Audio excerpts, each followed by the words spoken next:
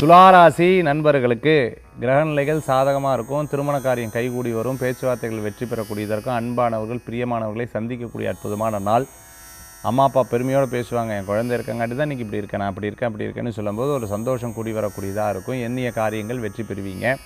போகிற இடத்துலலாம் ஒரு பெரிய மதிப்பு மரியாதை கூடி வரக்கூடியதாக இருக்கும். பாசிட்டிவான ஒரு ஸ்ட்ராட்டஜி மற்றவங்க சொல்லும்போது எஸ் இதுவும் கூட நல்லா இருக்கே அப்படிங்கிற மாதிரி ஒரு தோணல்கள் வரும். எதிர்பாராத ஒரு நன்மைகள் நடக்கக்கூடிய அற்புதமான நாளாக இருந்துகிட்ருக்கும். நம்மளுக்கு நல்ல டைம் ஸ்டார்ட் ஆகிடுச்சின்னு வடிவேல் சார் சொல்கிற மாதிரி நிறையா நல்ல விஷயங்கள் ஸ்டார்ட் ஆகிடுச்சுங்கிற ஒரு எண்ணங்கள் உங்களுக்கு நடைமுறையில் ஒரு சில காரியங்களில் தெரிய வரும்.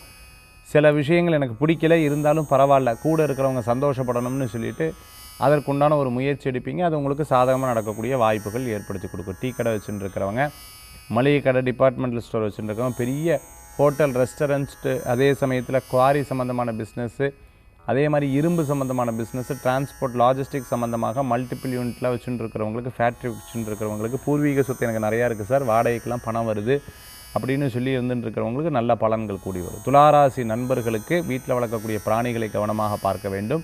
பைரவர் வழிபாடு உங்களுக்கு மன திருப்தியை தரக்கும் அற்புதமான வழிபாடாக இருக்கும். திருஷ்டியை மட்டும் அப்பப்போ போடும். அதனால் திருஷ்டி, பூசணிக்காய், தேங்காய், எலுமிச்சம்பழம், இந்த மாதிரி திருஷ்டி எடுத்துக்கிறது நல்ல பலன்களை கொடுக்கக்கூடியதாக அமையும்.